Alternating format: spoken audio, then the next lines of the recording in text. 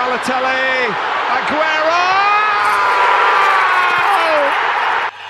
Hello, welcome to MCFC 9320 Group TV. Yet another piece of silverware for City, beating Spurs 1-0 today in the Carabao Cup Final to make it 4 wins on the bounce to take us equal with Liverpool.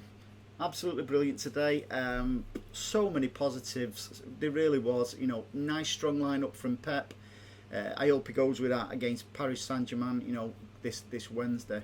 As soon as the match finished, I caught with Anne-Marie from the group, Alex from the group, and John Baker live on his way back from Wembley. Yes, fans were let in yet again for a year.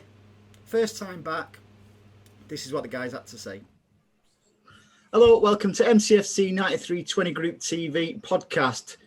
Well, boys and girls, 4 in a row. Fantastic. Probably we can now officially call it the Manchester City Cup because we're now tied with Liverpool in total trophies won in this competition. Yeah. Not too bad. What did you think of the performance today, Alex?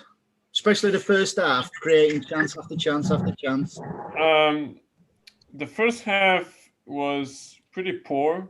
The second half, I don't think was much better, except the goal, obviously. I think the thing is that we missed too many chances, and Tottenham didn't have anything to offer. They didn't pose any threat, so I wasn't really afraid of their counterattacks or anything. They had I think 3 shots at our goal, something like that. As daft as it sounds, Alex, because they didn't have a sniff at goal, really. Didn't that make them more dangerous as the game went on? Yep, and I think that Stefan actually had to make 1 save in total. Yeah. So they weren't good at all, but we missed so many chances, especially Sterling. I have to say some of his misses were absolutely awful. But that's, I think, another topic. Overall, a very strange game. I actually expected a more convincing win, but 1-0. It was a fantastic header, as I wrote in our group. So, job done. Another trophy. Alex, I've got to go to John, who's live on the coach on the way back from Wembley. John, how was the atmosphere and everything today, mate? It's been absolutely great, mate. Absolutely fantastic to be actually back at a live game. It's so much better than being on TV. Although I was on the TV at the beginning. That's pretty standard for you, though. Say again. That's pretty standard for you, though, being on the TV when the City matches are. Oh, I know. I'm always on it, but never mind. So what was it like? The build up, because obviously there was only 2,000 City fans there or less. What was it like? Because obviously the stadium looked empty, but what came across even from the Spurs fans, to be fair, you could actually sample that fans at a live football match, which was great. We never heard the Tottenham fans whatsoever. Just singing all the way through, the City fans. Good to see some faces that we've not seen for a long time. And basically just to sample a live game, it's just unbelievable. Absolutely unbelievable. And to top it off, we won and we are champions again. 4 in a row, formidables yet again. Anne-Marie, what was your take on today's game? I thought the scoreline flattered Spurs because it should have been a lot more than 1-0. If we'd have taken all our chances. Yet again, you've got Foden playing like a man possessed. It was all over the place. It's interesting, and it's one that will be up for discussion, I think, at some point. Should Laporte even still have been on the pitch to score the goal? Well, I put that on Twitter earlier, and I got a few pelters. I thought it was very, very lucky to still be on. Yeah. However, when you look at, in particular, the first one, maybe it wouldn't have been a yellow anyway. I reckon the referee Maybe. I thought the referee, by the way, was shocking for both teams as well today. The occasion was too big for him. But yeah, do you reckon he should have been on the pitch though? I think if it was the other way around, I'd have been screaming. I'd have been wanting him to get booked for the first challenge. But it's one of those, isn't it? You have to go with the decisions at the time. Well, it's done and dusted. Again, we've four in the row. Foden, I thought, was brilliant. I've said now, most of the season, Phil Foden is the closest thing to Paul Gascoigne what England's got. And today, again, he's like twinkle toes again. He was just, some of his movement and his passing was absolutely top notch. Alex, who was your man of the match today? Foden is one of those, but I actually thought that Cancelo and Fernandinho also played well. I think Cancelo was really up for this game. I saw that he was frustrated a couple of times because some of our chances were blown. I'm going to give it to him, Cancelo, even though there are a couple of other players that also played well. I was really surprised to see only one substitution for the whole game, and that was Rodri, which didn't really make a lot of sense to me. I thought that either Jesus or Aguero should have been there, not really Rodri. It was strange in a way. It's because he's got Wednesday in mind, undoubtedly. But I was just glad with the. Oh yeah. John. I was just glad with the starting 11 what he picked today. I was quite a little bit disappointed that Aguero didn't start, but he's been stop-start all season because of his injury and stuff like that. But there was times in the game I thought he's got to bring Aguero on, hasn't he? You think so? I was hoping I'd see him play for the last time. Unless we get in against Everton, we might see him then. But really needs to be done. And he should have come on. I think it'd have made a bit of difference. And some of the crosses that went in the box later on, they were low down. And if Aguero would have been on the pitch, he'd have scored them. Yeah. One person we've not mentioned so far, Anne-Marie, Mahrez. He's growing on me. He really, really is growing on me. I thought he had a brilliant game again today. Again, some of his touches and some of his play. Is it time he got a little bit of credit from some City fans, including yourself and you?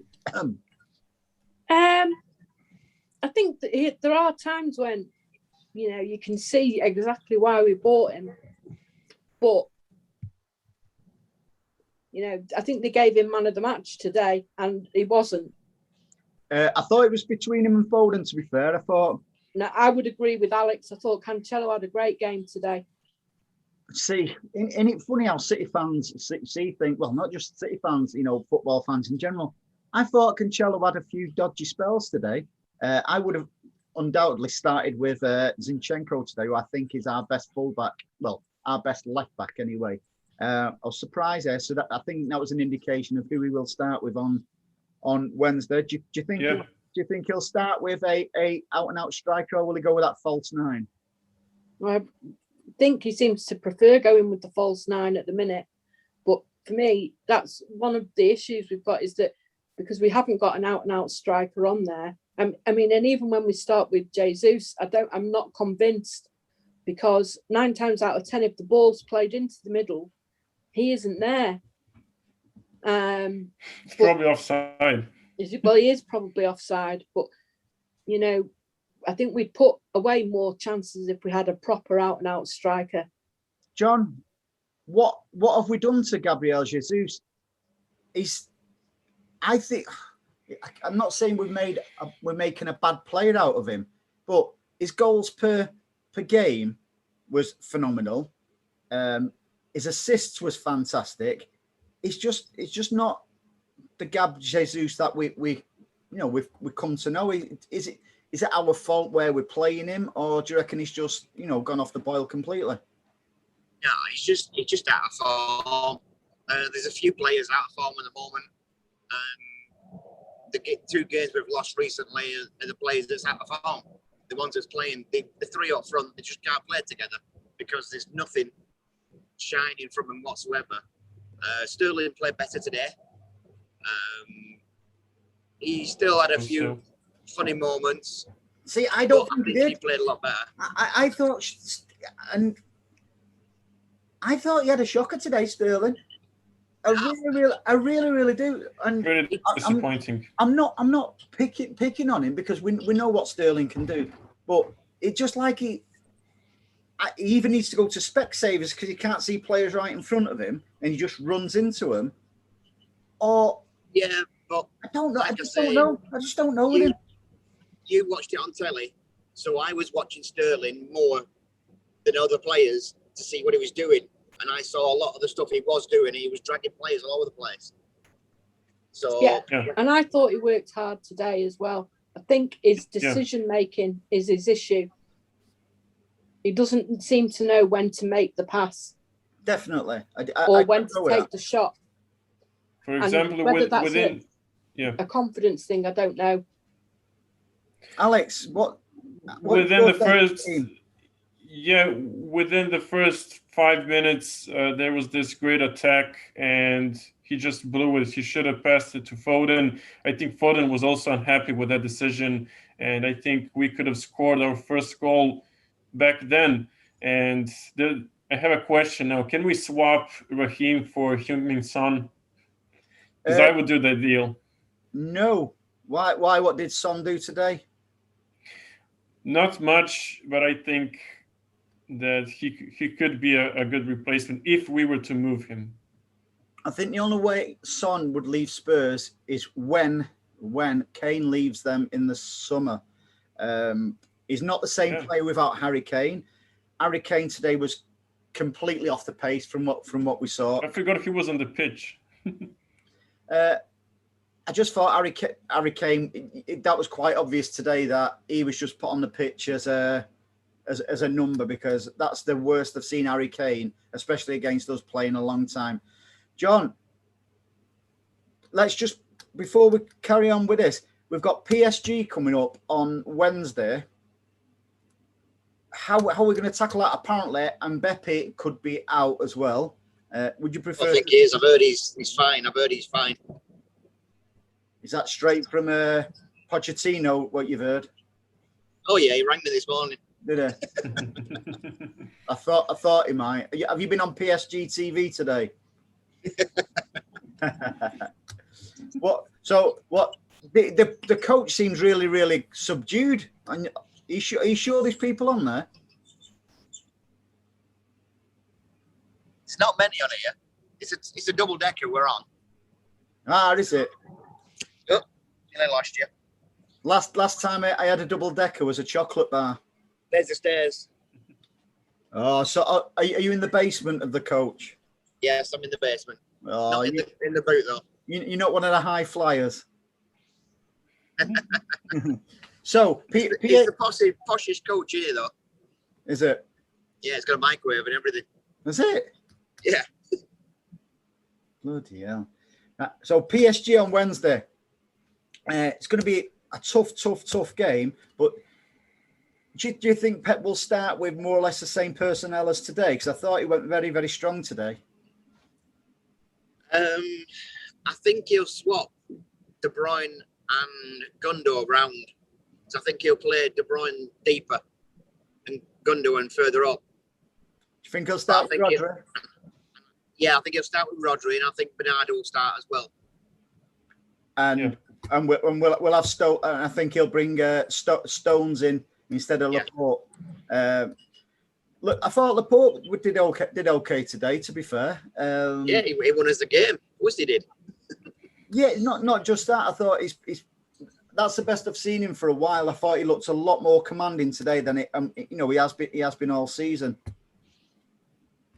It's like, I think the players got sick of Tottenham the way they were playing. The amount of time wasting was unreal, and the referee just let it go on. We were getting so frustrated in the crowd, and the referee just looked oblivious. And then all the time wasted in the first half, and we get 1 minute of extra time. Yeah, I call that out. to myself while I was watching it with myself. I had strong disagreement with that with myself at half time. Thought one minute, like you say, all the time wasting and stuff like that. Spurs, to be fair, not even to be fair, it looked like they was just quite content to try and catch us on the counter, like like Leeds did. Yeah, Alex, come on, give us your honest opinion, right? How we're gonna end up against PSG? I know we keep bouncing across subjects here, but I think today is a huge indication of how we're gonna set up against PSG. You want my starting lineup? Just your thoughts, my friend. All right. So a very tough game. I don't know what to expect because they have two players that are absolutely world class, and one of them I would rather have at City, obviously Mbappe, not Neymar. And I'm just not sure. We're playing in Paris. They're a really tough team. They just beat Bayern, and I actually feared Bayern. You know, they won it last year pretty easily. They steamrolled all the teams that they faced. So let's say a draw with away goals. I'm gonna say 2-2. I can't see them scoring just one goal against us. Even though we have a terrific defense, but they are fantastic, in the attack. So 2-2, and we're probably going to seal it at home. Anne-Marie, I've got a funny feeling we're going to beat PSG. Well, I think I'd like to agree with you, Andy, but then I don't see why we can't beat anybody on our day. I think the important thing will be definitely for us to score on Wednesday for the away goal, and then see what happens. But I think we can beat them. Because what we sometimes forget, and that's probably because we're old school City fans, is they'll be fearing us. They'll be going, "Oh God, we've got City," and we forget about stuff like that. Do you remember a few years ago? I think it was when we was playing Bayern Munich, their players on social media was doing live social media to the draw, and they were like, "Oh no, Manchester City." All right, they beat us over the two legs, but it just shows you that we carry the fear factor now, in Europe. Yes. So, yeah, I'm going to stick my neck out there. I think we are going to get some at Mr. John. Do you? I think we will end up winning on away goals. That'd do. Like we did last time. A win's a win. Because let's not forget as well. Last time we played them, we wiped them off the pitch. Yeah, but at theirs it was 2-2, weren't it? Yeah. Because it was a good game. Actually, good trip out. Actually, that was very good trip out. But yeah, I reckon we'll end up winning on away goals. Mm-hmm. So if we beat Paris Saint-Germain, which I think we will, over two legs, the final, because Pep's record in a final, I think in major finals, he's been in 15 and he's won 14 and lost 1. You look surprised then, Alex? Didn't know those statistics. I thought I was the guy, responsible for statistics, but that's pretty good. No, you see, you've not been listening to the British commentators all afternoon. Oh, yeah. Actually, I got a live stream today of the game with no commentary. Oh, and it was a legal link as well, wasn't it, Alex? Yeah. Yeah. I thought so. It was totally regular. It was totally, according to the rules, and I enjoyed it. I could hear the fans. I could hear the players swearing. And it was fantastic. Players swear. I could hear John swearing. Oh, there you go. No, it's good to have fans back, and it's as I said earlier, today. Was it a little bit emotional going in, John? Finally going in to watch the boys. A little bit of what, mate? Was it a little bit emotional today? Going in and seeing familiar faces and Yeah, it was like going back as it was before. But it was a massive change, and to get fans back in the grounds, and it was all well behaved, no kicking off, no nothing. Stewards didn't have a problem, and everything went smoothly. That is only a step forward, which I think the FA Cup Final's got 10,000 fans on it, something like that. Not bothered about the FA Cup Final. Yeah. I'm only bothered about the. But it's all a step towards getting fans back in the ground. Of course it is. And joking aside, the most important thing is now is getting fans back in. And if they start building that up now, because we're hoping to have 10,000 fans in against Everton on our last home game of the season, where we will be picking up the Premier League trophy. All being well, yeah. Yeah. So what we need there now, Anne-Marie, you called it right a little bit earlier. When we if we beat Palace and the Rags get beat off Liverpool next weekend, party time next weekend, isn't it? Yeah, I think so. Because that puts us 13 points in front and there's only 12 left to play. Yeah. So. Well done, Carol Vorderman. I am very, very, very impressed. So not normally this May bank holiday. If you look back historically, we've seen a Denver Bar slip against Liverpool. Most of the important matches, either for or against City, have always fell on bank holiday in May. It's going to go down the same road as that, isn't it? I think so. It's going to be. I think we'll have a tough game at Palace on Saturday. That's an early kickoff. And I think we'll have a lot of changes for that game. And then, I'm not one for relying on. I don't particularly like relying on other teams to do us a favour. But it's one occasion when I wouldn't be disappointed. Well, either way, we only need two victories anyway. Yeah.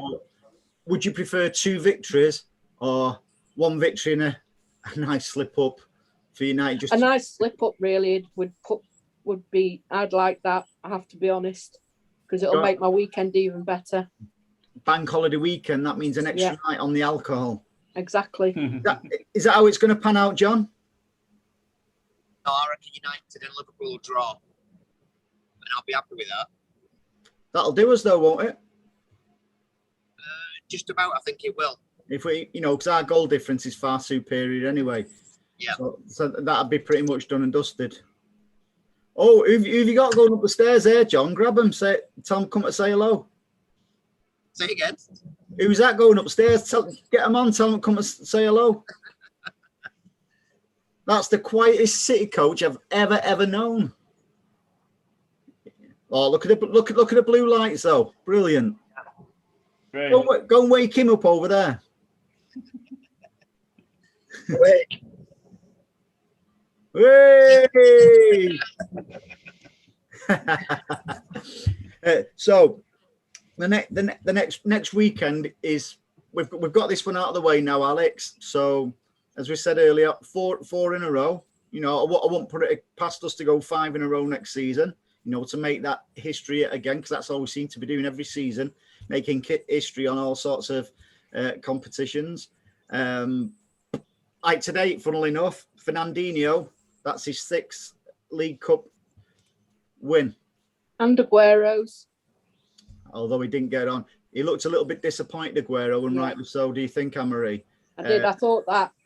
It's like they was trying to get him involved into the celebrations. And it just didn't look right there. But, 6 League Cup wins, so we made history there again today. That's out of the way now anyway. That's history. People say we've got no history. We've just had a game and we've just won a cup and it's history. We'll go on to next weekend in the Premier League, where we should win the Premier League, because there's no way the Rags are going to beat Liverpool. I'll put that on record now. So then, once that's mathematically won next season, if we get a positive result over PSG, Pep can start resting players. Then can't he? Can put them in cotton wool like the De Bruyne and major players like Foden. Who'd have thought Foden would be a major player this so far into his City career? That, Alex, seeing as your stato, how many League Cups has 20-year-old Foden got? As a first team member? Yeah. 3.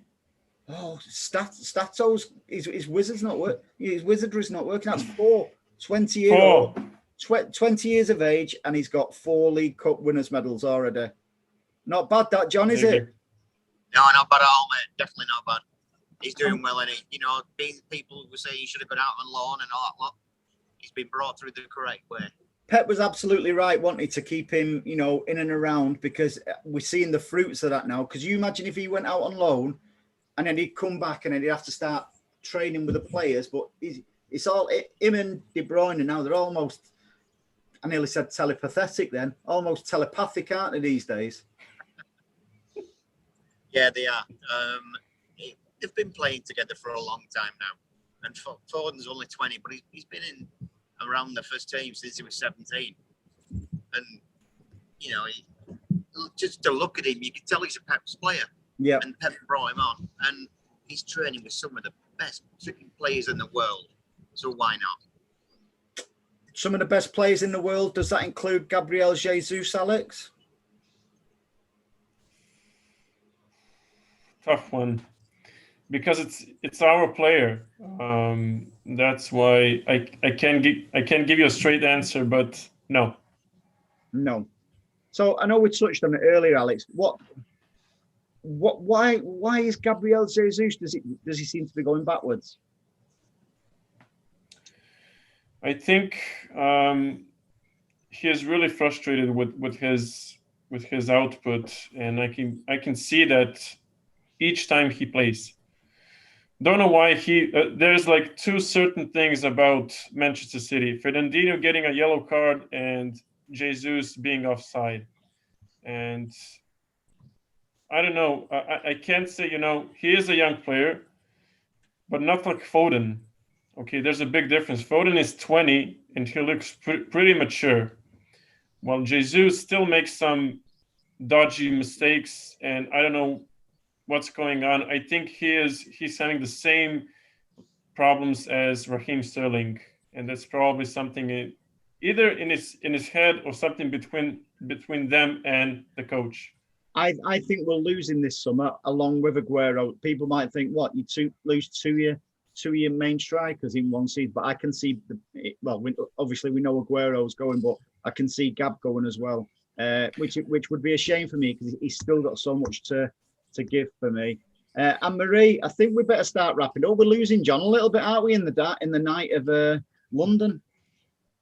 Yep, it's going dark. It always does, after the daylight, John. And it's weird, isn't it? Like in a country that stays light all the time. Well, when you wake up tomorrow, even later on, everything will be blue anyway. The sky will be blue. Manchester will be blue. Warrington Champions. will be blue. So it looks pretty surreal out there. Fans travelling back from a game yet again. After what, a year out. Yeah, it's been good. It's been absolutely fantastic. What a trip today! And to make it better, we won and we are champions once again. And how far up there is that journey today? Regardless whether we'd have won or not, just actually being back with the fans. Yeah, it's all the time been watching football on TV and things like that, and it's felt nothing like as it used to be. And we was forgetting how it felt to be in the crowd and hear the chanting and be with your friends, the people you know, and shouting at the referee and things like that. And he'd have heard you today. He would have heard you. Oh yes, he did. You can see in his face he did, and he got a bit upset at times, and the linesman did, because there was many times we were shouting at the linesman to try and hurry Hugo Lloris up, because he was just wasting time. But the linesman just let him get away with it. But like you say, travelling back as champions for the 4th time in 4 years, not a bad day's work. And you boys did us proud, boys and girls, I should say, did us proud by singing your hearts out, because it did come over brilliant on TV. So Good. Glad I did. I've lost my voice nearly now. I'm getting croaky. You're getting croaky. Yeah. Brilliant. Okay, ladies and gentlemen, thanks for joining us yet again this week. In particular, you, John. You know, because under difficult circumstances there, and next weekend we could be double champions. We will. It could be. Could well be. Here's hoping. We will. Here's to another successful week. Paris Saint-Germain on Wednesday. Hopefully, Premier League champions come next weekend, and it'll give us a good starting point for our podcast next week, won't it, guys? Yeah. And the travel's still on. Yep. I thought that truck was going to run you over then, John. Then I realised you're on a coach. Right. Thanks for joining us, guys, and I'll see you all next week. Take care, everybody. Bye. So there you go. That's the thoughts of Anne-Marie, Alex, and John Baker live, coming back from an actual live football match. You know, how great is it, you know, to see fans, you know, back in the stadium and stuff like that. Granted, there was only about 2,000 City fans there today, but that is surely now, you know, the way forward now. You can only see them, you know, fans getting more and more into each game as the weeks and months go on. So absolutely brilliant to see that. That's one of the really pleasing things of today. Thank you for joining us, guys. We'll probably have a podcast, you know, straight after the Paris Saint-Germain game on Wednesday night, and then that'll take us into next weekend, which could be a Premier League title winning weekend. Until next time, guys, you know, stay safe. Bye-bye.